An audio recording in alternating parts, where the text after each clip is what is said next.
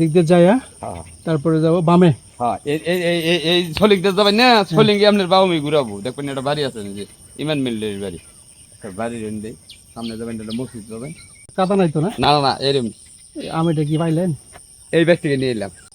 অনেক সুন্দর আম, মিষ্টি আম হবে কিন্তু, তাই না? খাবার না না না, আম খাবো না। আমার বাড়ি হচ্ছে যে টিলা বাজারের কাছে।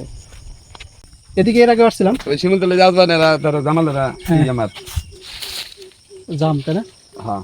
আর শিমুলতলা আজমান কি হয়? জামাল তারপর চাচা শ্বশুর। আপনি কার মেয়ে বিয়ে করছেন? আমি হাই রে, লিটন হল্লা আমার আমি মেয়ে কোনটা বিয়ে করছেন, নাম কি? আমের ই মেয়া একবার ও আচ্ছা আচ্ছা আচ্ছা, আমি তো মারা গেছে। আমার আমার মামা লাগে। মরে এই মহিষ কিন জালে যে পান্না বাড়ি অনুষ্ঠানে বাড়ি করতে যাই। হ্যাঁ, আমার মামা লাগে। আমার অটো চালা তার শালা রাতে কইলা হয় না, লিটনের আসে না? আহে মেলা দিন আমি আমি থাকি, 2 বিয়ে করছিল।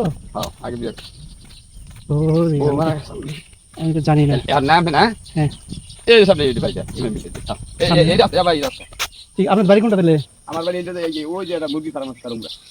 আমাদের টাঙ্গাইলের গ্রামের মানুষগুলো কিন্তু বেশ অতিথিপরায়ণ হয়ে থাকে। তারা আত্মীয় স্বজনদের এবং যে কোনো অপরিচিত মানুষের যদি আসে, তারা আপ্যায়ন করে একদম যথাসাধ্য অনুযায়ী।